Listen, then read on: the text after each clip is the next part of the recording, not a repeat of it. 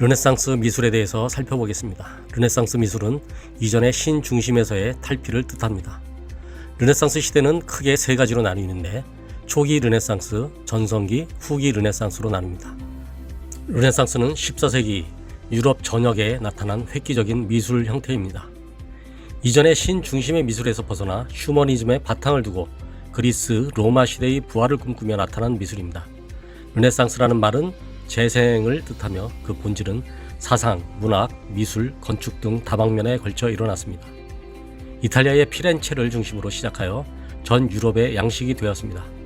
대표적인 르네상스 시대의 화가로는 레오나르도 다빈치, 미켈란젤로, 라파엘로와 같은 르네상스의 3대 거장이 탄생됩니다. 르네상스 미술의 특징을 보겠습니다.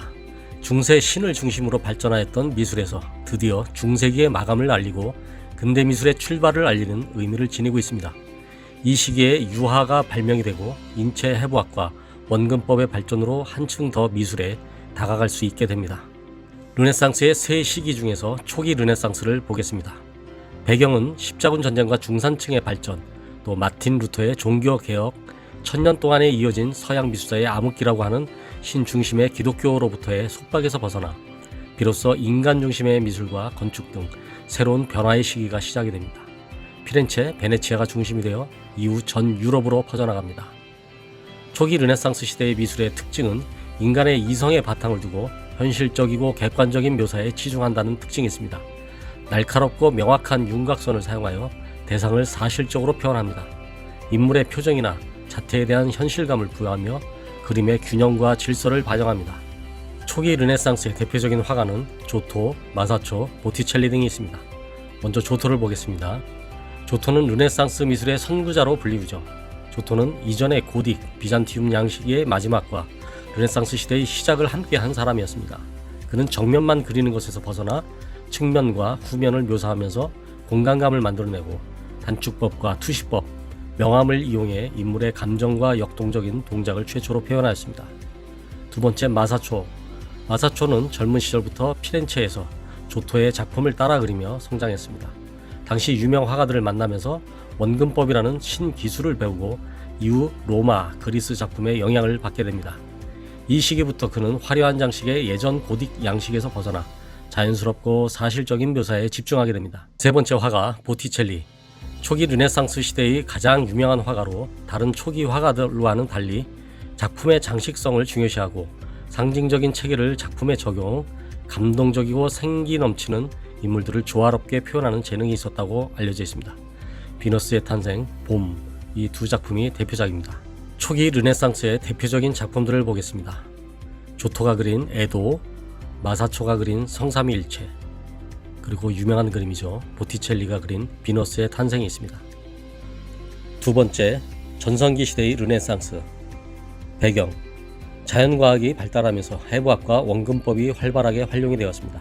유화물감이 개발되면서부터 화가들은 자기 자신의 재능을 마음껏 펼칠 수 있게 되고 레오나르도 다빈치, 미켈란젤로, 라파엘로와 같은 천재들이 동시에 등장하며 르네상스 시대의 미술의 전성기를 이루게 됩니다. 약 30년 정도의 짧은 기간이지만 고대 그리스, 로마 시대의 예술에 견줄 만큼 서양 미술사의 완성기로 간주될 만큼 그 의미와 역할은 매우 크다 할 수 있습니다. 16세기부터 플란드르 지방과 독일 등 북유럽의 르네상스가 함께 발전합니다. 북유럽에는 얀바네이크, 브레겔, 뒤로와 같은 화가들이 활약합니다. 전성기 르네상스 시대의 대표적인 화가들을 보겠습니다. 첫 번째, 레오나르도 다빈치입니다. 역사상 가장 경이로운 천재로 추앙받는 다빈치는 화가이자 조각가, 발명가, 건축가, 기술자, 해부학자, 천문학자, 지리학자, 음악가였습니다. 원거리에서부터 물체를 둘러싼 공기까지 그림으로써 3차원의 세계를 표현하는 기법인 획기적인 스푸마토 기법을 발명한 것으로도 유명하죠. 대표적인 작품으로는 최후의 만찬, 모나리자 등이 있으며 수많은 발명품들이 있습니다. 미켈란젤로, 이탈리아 르네상스 시기 조각가이자 건축가 그리고 화가입니다. 그는 스스로를 화가라기보다는 조각가로서의 자부심이 대단했던 천재로 인정받았습니다. 대표작으로는 다비드 조각상, 피에타상, 회화에서는 천지창조, 최후의 심판 등이 있습니다. 세 번째, 라파엘로입니다. 젊은 나이로 사망하였으나 일찌감치 그의 천재성을 인정받아 교황청에 그린 프레스코화로 크게 성공하였으며 그중 대표적인 작품이 바로 아테네 학당입니다. 성모 마리아를 가장 아름답게 표현하는 화가로도 유명하며 르네상스의 고전 양식을 확립하였다고 평가받고 있습니다. 아테네 학당, 그리스도의 승천, 갈라테이아 작품들이 있습니다. 다음은 전성기 르네상스의 대표적인 작품들입니다. 레오나르도 다빈치가 그린 최후의 만찬, 그리고 미켈란젤로가 그린 최후의 심판, 그리고 라파엘로가 그린 아테네 학당이 있습니다. 북유럽에서 유행했었던 브레겔이 그린 농가의 결혼식, 그리고 뒤러가 그린 기도하는 손, 그리고 얀반 에이크의 아르놀피니 부부의 초상이 있습니다. 마지막으로 세 번째 후기 르네상스 작품들을 보겠습니다. 매너리즘이라고 불리는 그러한 시대로 접어들게 됩니다. 후기 르네상스 시대로 접어들면서 미술사 변화의 양상이 빨라집니다. 그저 잘 그리기만 하는 미술이 아니라 화가 스스로의 생각과 느낌을 담아내려는 시도가 나타나게 됩니다. 그 시대의 특징은 다양한 형태의 시도와 매너리즘 표현법이 등장이 됩니다. 매너리즘은 일반적으로 부정적인 어휘로 사용되지만 예술계통에서는 고루한 타입에서 새로운 변화를 추구하는 중요한 의미로 사용됩니다. 기존의 한정적인 틀을 깨고 비난을 감수하고 새로운 미술을 추구하려는 움직임이 생겨나게 된 것입니다. 매너리즘의 기법은 인물을 비정상적으로 길게 그리거나 특정 부분을 왜곡되게 그리는 현상을 나타냅니다. 대표적인 화가는 엘 그레코, 파르미자니노, 코레조 등이 있습니다.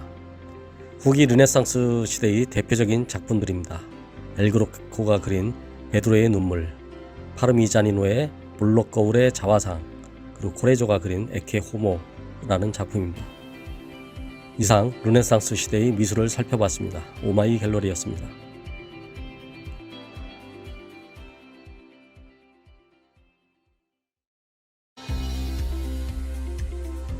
서양 미술사조 두 번째 시간 바로크 시대입니다. 바로크 시대는 남성적인 화려함을 주 특징으로 하고 로마에서 시작해 카톨릭 유럽 각국으로 발전한 미술 양식을 말합니다. 바로크라는 말은 포르투갈어로 일그러진 진주라는 뜻입니다. 르네상스 시대의 고전적이고 이성적인 작품에 비해 바로크의 미술이 지나치게 과장되고 감성적인 것을 폄하하면서 생겨난 이름입니다. 이성보다는 감정을 중시하며 화려하고 웅장한 표현 기법과 강력한 명암 대비로 극적인 분위기를 고조시키는 특징이 있습니다. 남성은 보통 근육질로, 여성은 풍만함으로 표현하여 화면에 생동감을 더하였습니다. 배경은 17세기에서 18세기 구교와 신교로 나뉘면서 가톨릭은 엄숙한 종교화로 교회의 권위를 보여주려고 하였습니다. 바로크의 특징을 보면 관람자가 직접 현장에 있는 듯한 느낌을 주는 것이 특징입니다. 연극 무대처럼 어두운 조명에서 주인공들을 돋보이게 또 그리고 강하게 부각하는 효과를 사용합니다. 대표적인 화가로는 카라바초, 루벤스, 렘브란트, 베르메르가 있습니다. 먼저 카라바초를 보겠습니다. 16세기 르네상스의 마침표를 찍고 바로크의 미술의 문을 연 화가 카라바초는 당대의 가장 혁신적인 화가로 평가받습니다. 테네브리즘이라고 하는 명암기법의 창시자로 밝고 어두운 극적인 요소와 연극의 역동적인 현재 진행형의 모습을 보여주는 특출난 효과를 개발한 천재였습니다. 그의 작품으로는 바쿠우스, 엠마오의 만찬, 점쟁이 등이 있습니다. 다음은 피터 폴 루벤스입니다. 루벤스는 독일 출생으로 17세기 바로크를 대표하는 화가입니다. 그는 역동성, 강한 색감 등을 바탕으로 초상화, 풍경화 등을 그리거나 교회 제단화들을 제작하였습니다. 선명한 색채와 웅대한 구도를 사용하는 독자적인 화풍을 확립하였습니다. 십자가를 세운 산미신, 자화상 등이 있습니다. 렘브란트 반 레인. 렘브란트는 바로크 시대 네덜란드 최고의 화가로 2000여 점이나 넘는 다수의 작품을 남겼습니다. 그는 빛과 어두움을 자유자재로 화면 안에 구성하는 능력이 탁월하여 일명 빛의 화가로 불렸습니다. 특히 자화상에서는 인물의 개성과 심리를 담아내는 거장의 면모를 보이고 있습니다. 대표작으로는 돌아온 탕자, 야경, 그 외에 다수의 자화상들이 있습니다. 요하네스 베르메르. 베르메르의 천재성에 비해 그가 남긴 그림은 35점에 불과하며 알려진 정보가 거의 없는 베일에 쌓인 네덜란드의 화가입니다. 그는 일상의 순간을 주로 다루었으며 깊이 있는 색채와 정밀한 구도의 작품을 제작하는 것으로 유명합니다. 그의 대표적인 작품은 우유를 따르는 여인, 진주귀걸이를 한 소녀, 레이스를 뜬 여인이 있습니다. 대표적인 작품들을 한 점씩만 보겠습니다. 바쿠스, 카라바초가 그렸고요. 십자가에서 내려짐, 루벤스 작품입니다. 그리고 베르메르가 그린 진주귀걸이를 한 소녀, 그리고 렘브란트가 그린 야경입니다. 이상 바로크 미술이었습니다.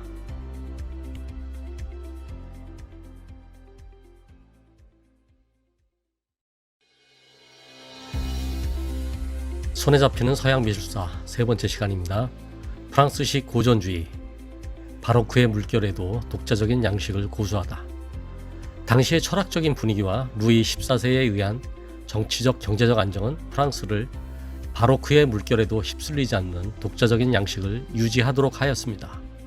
대표적인 작가로는 니콜라 푸생을 들 수 있는데 그의 작품 사비니 여인들의 약탈. 이 작품을 보면 감성보다는 지성에 치중하여 구도와 형태만이 강조되고 색채는 등한시한 경향을 엿보입니다. 영웅적인 인물들은 일반화해서 묘사했으며 동작은 마치 조각상처럼 딱딱한 느낌이 들죠. 작품의 묘사는 헬레니즘 시대의 조각에서 차용해 왔습니다. 배경 17세기 중엽에는 유럽에서 가장 풍요롭고 강력한 국가로 프랑스가 떠오르면서 예술의 중심지는 이탈리아의 로마에서 파리로 옮겨옵니다. 특징으로는 독자적인 양식의 추구, 구도와 형태의 강조, 헬레니즘 시대의 조각 연상, 대표적인 화가로는 니콜라 푸생이 있습니다. 니콜라 푸생은 바로크 시대의 고전주의를 고집하며 고전주의를 주도하였습니다. 그는 뚜렷한 윤곽선과 밝은 색채를 기초로 한 입체적인 그림을 그렸습니다. 지성에 호소하는 철학적인 화가로 평가받으며 장중한 색조를 통해 그의 독자적인 작품 세계를 구축하였습니다. 대표적인 작품을 보면 사비니 여인들의 약탈, 그리고 모세의 발견이 있습니다.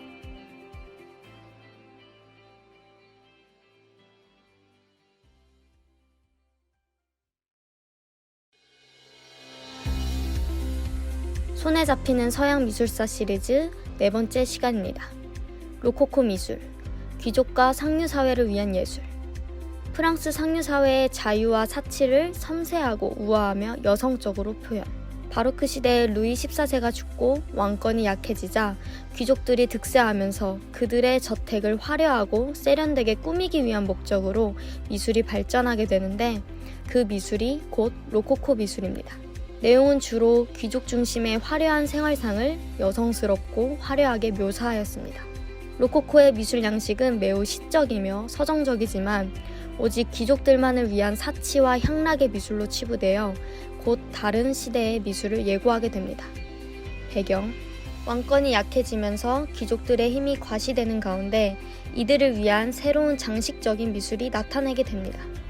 특징, 이 시대의 미술은 주로 유의와 쾌락의 추구에 몰두하는 경향을 보입니다. 하지만 그림은 우아하고 세련된 특징을 보입니다. 대표 화가로는 와토, 부쉐, 샤르댕, 프라고나르가 있습니다. 대표 화가로 장 앙투안 와토. 와토는 당시 프랑스에서 활동했던 가장 위대한 화가이자 로코코 양식의 대가입니다. 왕립 아카데미의 회원이 되면서 그의 그림들은 페트 갈랑트라는 새로운 명칭으로 분류되었으며 건강이 좋지 않았기에 덧없음을 표현한 우울한 분위기의 그림을 주로 그렸습니다. 그의 작품으로는 키테라 섬의 순례, 사랑의 노래 등이 있습니다. 이상 로코코 미술이었습니다.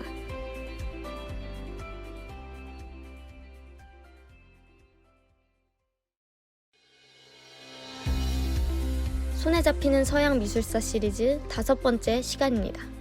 신고전주의, 고전 양식에 대한 동경, 고대의 재평가를 통한 엄격한 예술 양식이 시작되다. 신고전주의 예술은 18세기 후반에 프랑스를 중심으로 전 유럽 지역에 걸쳐 나타난 미술사조입니다. 로코코 시대의 비도덕적이고 향락적인 미술에 반발하여 일어났습니다. 신고전주의라는 뜻은 이전의 르네상스의 고전으로 돌아가고자 하는 예술사조입니다. 그림의 주제는 혁명주의를 대변하고 영웅주의를 통해서 애국심을 고취시키는 역사와 작품들이 주를 이룹니다. 미술적 기법은 소묘와 선을 중시하며 매우 이성적이며 균형감 있는 형태를 보입니다. 배경, 18세기 말 고대 건축의 발굴로 인해서 고대에 대한 동경이 사회 전체적으로 퍼지게 됩니다. 또한 동방 여행에 의한 그리스 문화의 재발견이 계기가 되면서 신고전주의의 문화가 싹틉니다. 특징, 혁명 정치와 결탁하여 정치적인 메시지를 전하는 도구로 활용되기도 합니다. 비슷한 시기 신고전주의에 반발하여 나타난 낭만주의 미술과 함께 발전합니다. 대표 화가로는 자크 루이 다비드, 도미니크 앵그르 등이 있습니다. 대표 화가를 살펴보겠습니다. 먼저 자크 루이 다비드. 프랑스의 대표적인 궁정화가이며 19세기 초 프랑스 화단에서 군림하였던 고전주의의 미술의 대표적 화가입니다. 그는 나폴레오에게 중용되어 미술계 최대의 권력자로 화단은 물론 정치계까지 많은 영향을 끼쳤습니다. 고전주의의 특징인 세련된 성과 형태로 고대 조각과 같은 아름다운 형태미를 창조하였습니다. 대표작으로는 나폴레옹의 대관식, 마라의 죽음 등이 있습니다. 도미니크 앵그르. 고전주의의 회화를 완성한 대가입니다. 일찌감치 스승인 다비드로부터 배우고 국제적인 명성을 얻게 됩니다. 그는 다비드의 차가움에서 벗어나 라파엘로의 따뜻한 인간미를 이어받아 신선함이 넘치는 고전주의를 확립하였습니다. 다수의 정치인과 왕, 공주 등을 그렸으며 아카데미즘의 정통성에 집중하는 한편 그의 독자적인 화풍을 수립하였습니다. 그의 대표작으로는 오달리스크, 터키 목욕탕 등이 있습니다. 대표 작품에 대해서 알아보겠습니다. 다비드가 그린 나폴레옹 1세 대관식, 앵그르가 그린 오송빌 백작 부인. 이상 신고전주의 미술이었습니다.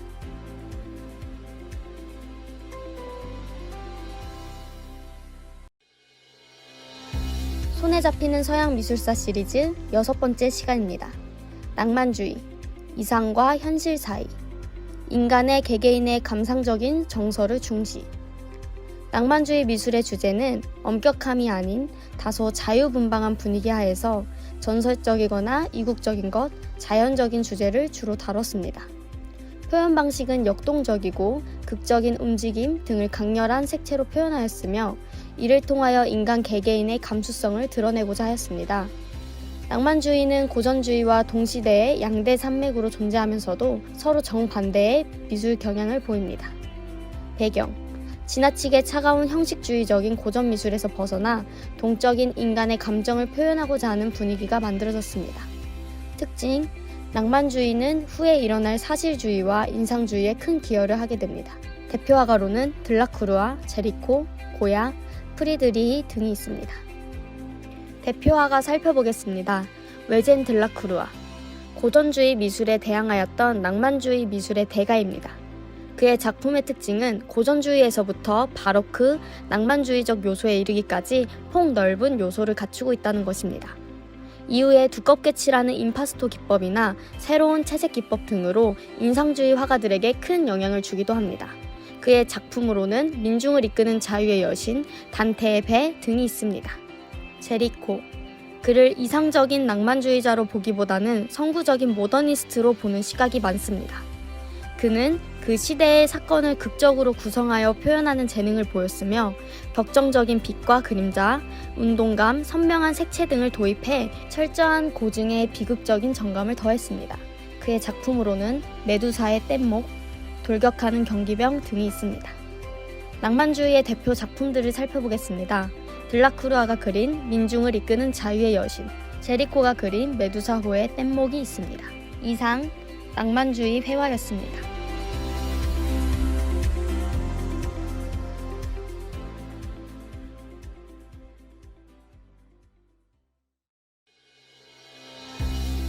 손에 잡히는 서양 미술사 시리즈 7번째 시간입니다. 사실주의, 자연주의, 시대를 기록하다. 현실을 왜곡하거나 변형하지 않고 객관적으로 묘사하였습니다. 이전의 예술사조인 낭만주의에 반발하여 나타난 예술사조입니다. 사실주의자들의 공통적인 관심사는 현실을 보는 눈이었습니다. 그들의 주된 작업 방식은 현실 세계를 과장하거나 꾸밈 없이 그대로를 표현하는 것이었습니다. 천사를 데려오면 그리겠다 라고 말한 사실주의의 대가 쿠르베의 이 말은 눈에 보이는 현실 세계만 그리겠다는 그들의 정신을 잘 표현하고 있습니다. 배경: 산업혁명 이후 빈부의 격차가 심해지면서 주로 농민이나 노동자들에게 주목하게 되고 이들의 고달픈 삶을 화폭에 담아내고자 하는 움직임이 생깁니다. 특징: 이상적인 주제에 집착하지 않고 주로 평범한 일상적인 소재들을 과장과 변형 없이 눈에 보이는 대로 표현하였습니다. 대표 화가로는 쿠르베, 밀레, 코로, 도미에, 보네르 등이 있습니다. 대표 화가를 살펴보겠습니다. 먼저 장 프랑수아 밀레. 밀레는 역사상 가장 위대한 화가 중 한 명으로 추앙받습니다. 그는 농민들에 대한 따뜻한 시선과 우수에 찬 분위기로 매우 서정적인 분위기의 작품을 제작하였습니다. 그는 바르비 종파의 대표적인 화가로 말년에는 사회적으로도 인정받고 프랑스의 최고 훈장인 레종 도네르 훈장도 받기도 합니다. 그의 작품으로는 이삭 죽기, 만종, 양치는 소녀, 봄 등이 있습니다. 구스타브 쿠르베. 쿠르베는 프랑스 화가로 사실주의를 대표하는 화가입니다. 그는 현실을 비판적이면서도 사실적으로 표현했습니다. 쿠르베는 아카데미 살롱 등 제도권 미술을 비판하고 그동안의 정통 회화로 생각되었던 종교화를 그리지 않고 실제 삶의 모습을 왜곡 없이 그려내고자 했습니다. 그의 작품으로는 안녕하세요 쿠르베씨, 오르낭의 매장, 화실 등이 있습니다. 대표 작품들을 살펴보도록 하겠습니다. 밀레의 이삭 죽기, 쿠르베가 그린 안녕하세요 쿠르베씨, 코로가 그린 쿠브롱의 기억 등이 있습니다. 이상 사실주의 회화였습니다.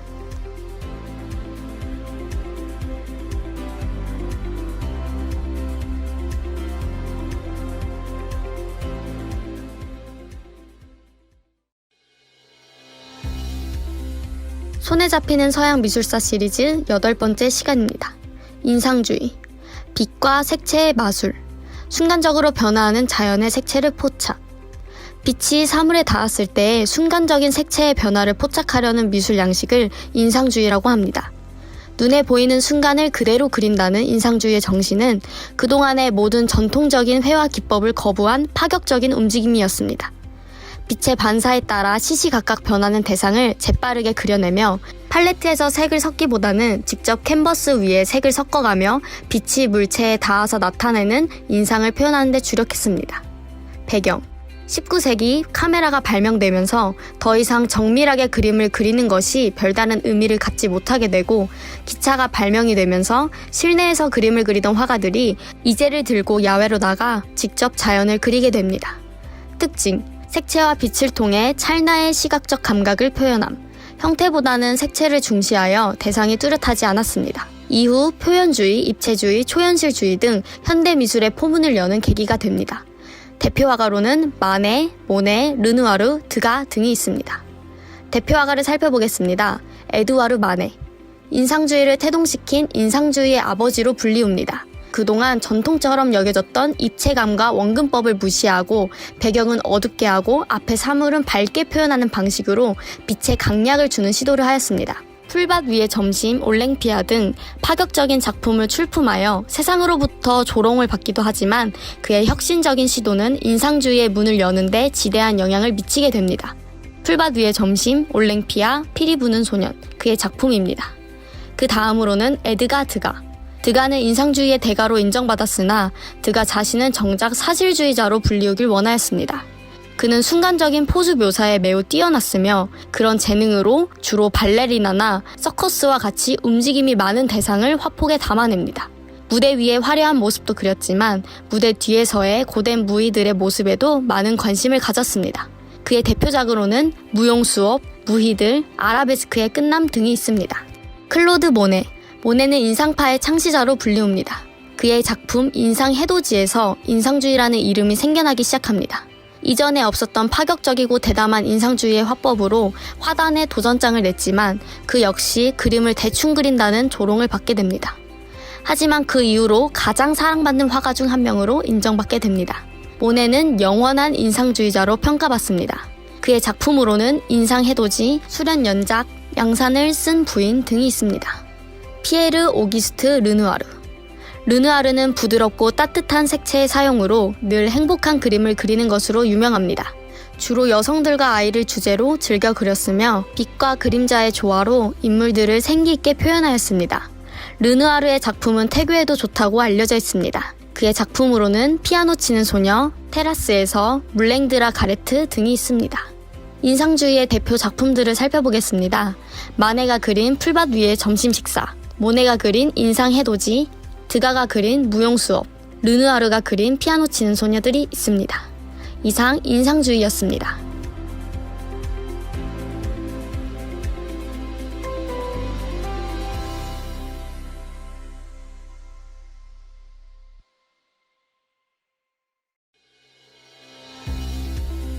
손에 손에 잡히는 서양 미술사 시리즈 9번째 시간입니다.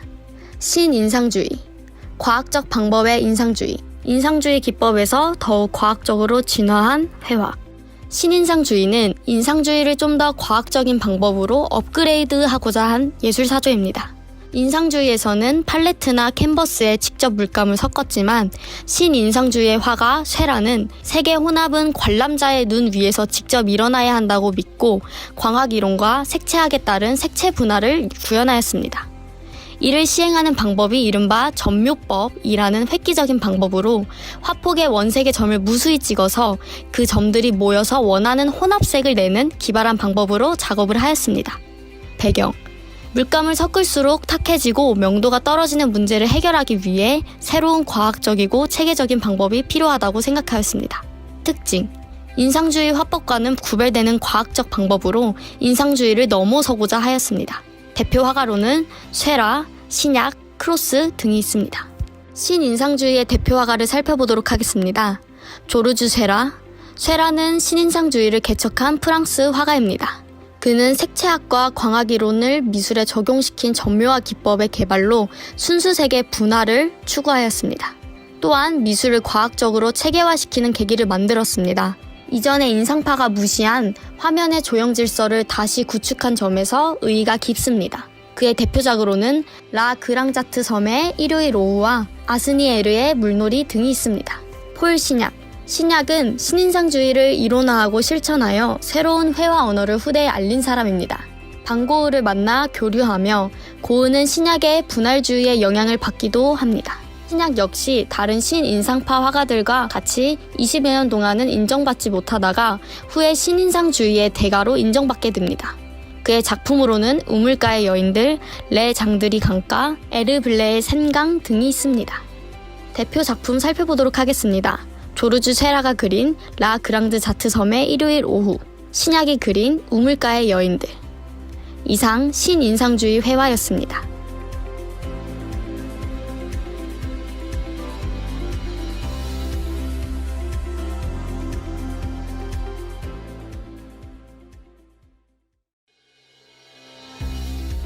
손에 잡히는 서양 미술사 시리즈 10번째 시간입니다.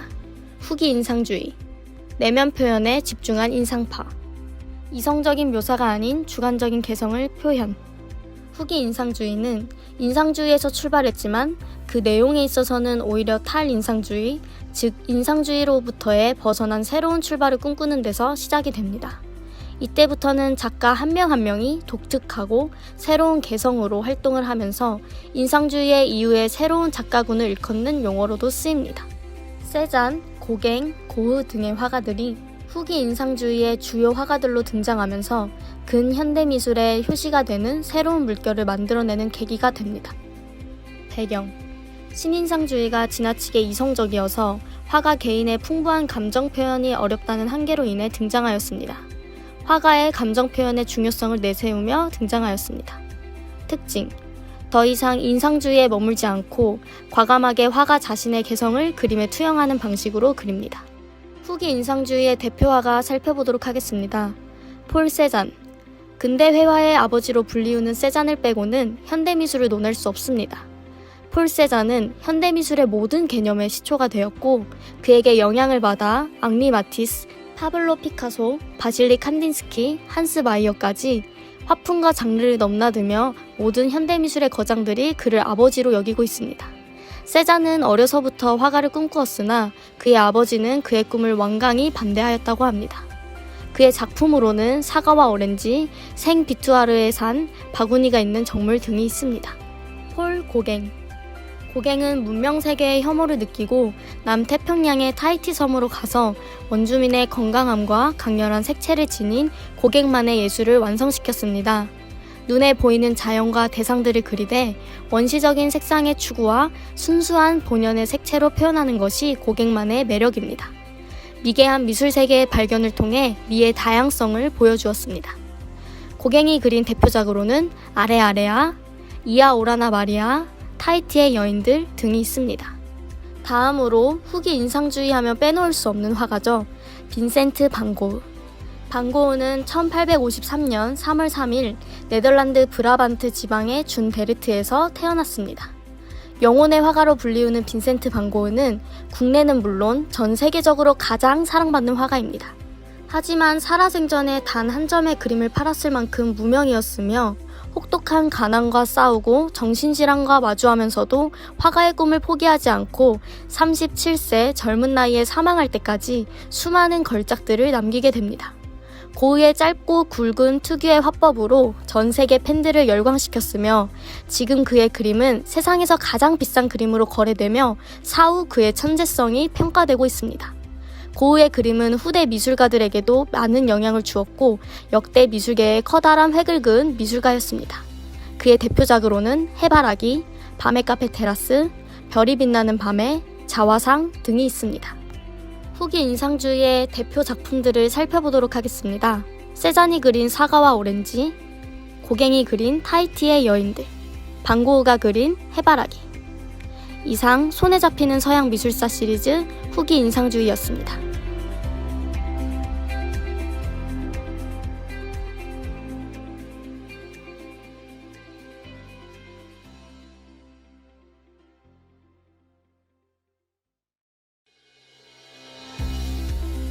손에 잡히는 서양 미술사 시리즈 11번째 시간입니다. 상징주의, 신비스러운 내면의 세계로. 눈에 보이지 않는 내면의 세계를 상징적으로 표현하다. 상징주의는 인상주의의 한계였던 인간 내면의 감정과 정신 상태를 신비스러운 방향으로 시각화한 미술 사조입니다. 형상화되지 않는 초자연적인 세계와 관념을 상징적으로 표현하였습니다. 꿈이나 질병, 죽음, 판타지와 같이 과거에는 표현하지 않았던 새롭고 독특한 주제들을 표현하기 시작하였습니다. 눈에 보이는 것만 그리는 미술 시대와는 결별을 고하게 됩니다. 배경, 사실주의와 인상주의에 대한 반발에서 탄생하였습니다. 19세기 말 프랑스를 중심으로 유럽 전역에서 일어난 미술 및 문학운동입니다. 특징, 형상화할 수 없는 초자연적인 세계, 내면, 관념을 상징적인 기법을 사용하여 과거에는 없었던 새로운 형식과 주제들을 회화에 끌어들이기 시작하였습니다. 대표 화가로는 귀스타브 모로, 르동 등이 있습니다. 상징주의 대표 화가를 살펴보도록 하겠습니다. 귀스타브 모로. 모로는 프랑스 출생 화가로 상징주의 운동의 개척자로 꼽힙니다. 그는 사실주의와 인상주의에서 상징주의, 초현실주의의 추상 미술로 가는 다리의 역할을 했습니다. 그는 개념적인 사상을 표현하고 인간의 양극단적인 삶의 문제를 탐구하였습니다. 특이하게도 모로는 유화 물감과 수채화 물감을 사용해 크기가 작은 작품을 주로 그려 커다란 찬사를 받은 것으로도 유명합니다. 모로의 대표작으로는 오이디푸스와 스핑크스, 환영, 오르페우스 등이 있습니다. 오딜로 르동. 르동은 프랑스 화가로 낭만주의의 거장이라고 불리우는 들라크루아의 영향을 받았습니다. 르동은 낭만주의를 계승하는 한편 초현실주의적인 방향으로 독자적인 노선을 이어갔습니다. 그는 유화는 물론이고 각종 파나 파스텔화에 능하였으며 미술평론가로도 이름을 알렸습니다. 그의 대표작으로는 감은 눈, 악의 꽃, 비너스의 탄생 등이 있습니다. 상징주의의 대표 작품들을 살펴보도록 하겠습니다. 모로가 그린 오르페우스의 머리를 들고 있는 드라키아 소녀, 이아손과 메데이아. 르동이 그린 키클롭스의 눈, 침묵하는 그리스도. 이상 상징주의 회화였습니다.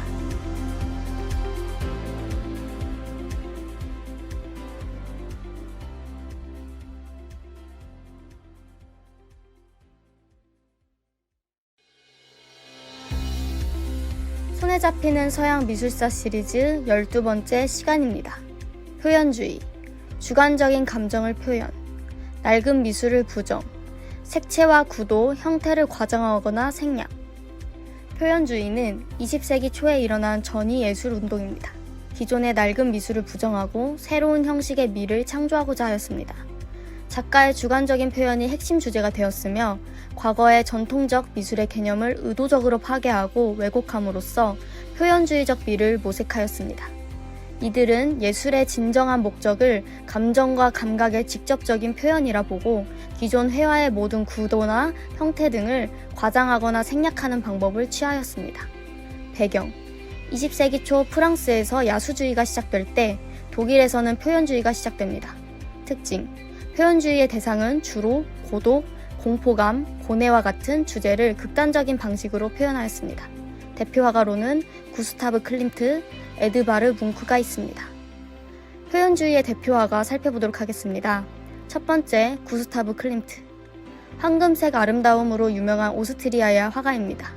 그는 매우 미스테리한 인물로 평생 자신의 그림에 대해 설명한 적이 없으며 인터뷰도 하지 않았고 그의 사생활은 철저한 베일에 가려져 왔습니다. 그는 보수적인 미술계에서 독립하여 분리파를 이끌었고 황금색이 돋보이는 독특하고 화려한 작품으로 미술계에 커다란 반향을 일으켰습니다. 현재 가장 추앙받는 작가 중 한 명으로 평가되고 있습니다. 그의 작품으로는 키스, 유디트, 스토클레 프리즈, 팜가든 등이 있습니다. 다음으로 에드바르 뭉크. 뭉크는 노르웨이의 국민화가로 불리웁니다. 뭉크는 불행한 가정사로 인해서 어려서부터 죽음과 질병의 공포 속에서 살았습니다. 그런 그는 삶과 죽음에 대한 원초적인 두려움을 극적으로 표현하였습니다. 그리고 그런 주제에 대해서 보는 이에게도 동일한 감정을 느끼게 했습니다. 뭉크가 그린 대표작으로는 절규, 사춘기, 질투 등이 있습니다. 표현주의의 대표 작품에 대해서 살펴보도록 하겠습니다. 클림트가 그린 키스, 뭉크가 그린 절규, 생의 춤. 이상 표현주의 회화였습니다.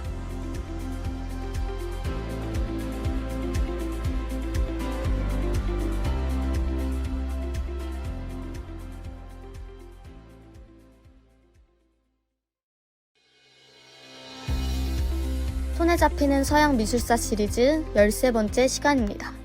야수주의. 거칠고 강렬한 야수적 표현. 색채로 화가의 내면을 표현하려는 예술사조.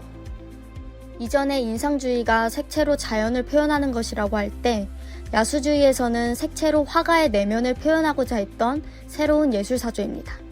그러한 과정에서 마치 야수처럼 거칠고 형편없다는 비하하는 발언에서 붙여진 이름이 야수파입니다. 이들은 강렬한 색채를 활용하여 기존의 형태와 원근법을 무시하고 작가 개인의 개성을 마음껏 표현하는 데 초점을 맞췄습니다. 배경 20세기 초 프랑스에서 일어난 혁신적인 회화 운동으로 수년간 유사한 테크닉에 관심을 보였던 화가들에 의해 자연 발생적으로 형성된 미술 운동입니다. 특징 인상주의에서 보여줬던 이성적인 색채 표현, 고전적 색채 체계와 명암, 양감을 파괴하였습니다. 대표 화가로는 앙리 마티스, 라울 듀피, 루오 등이 있습니다. 야수주의의 대표 화가 살펴보도록 하겠습니다. 앙리 마티스. 색채의 마술사로 불리우는 마티스는 파블로 피카소와 함께 20세기 회화의 위대한 역사를 열었다고 평가됩니다. 빨강, 파랑, 초록과 같은 원색을 사용하고 섬세하지 않고 거친 붓질을 통해서 야수파를 이끌었습니다.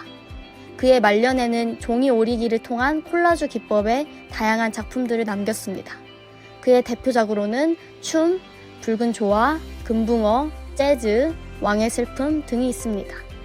라울 듀피. 듀피의 초기작에서는 인상파와 야수파, 입체주의적인 경향을 보였으나 점차 발전하여 이후 밝고 장식적인 색채와 스케치하듯 빠르게 그은 선들로 이뤄진 듀피만의 독특한 회화 기법을 선보입니다. 그는 회화뿐 아니라 책의 사파나 직물 디자인, 실내 장식업에서도 자신의 진가를 발휘하였습니다. 그의 대표작으로는 니스의 카지노, 트루빌의 포스터, 창이 열린 실내, 붉은 콘서트 등이 있습니다. 야수주의의 대표 작품들을 살펴보도록 하겠습니다. 앙리 마티스가 그린 붉은 조화, 라울 듀피가 그린 니스의 카지노. 이상 야수주의 회화였습니다.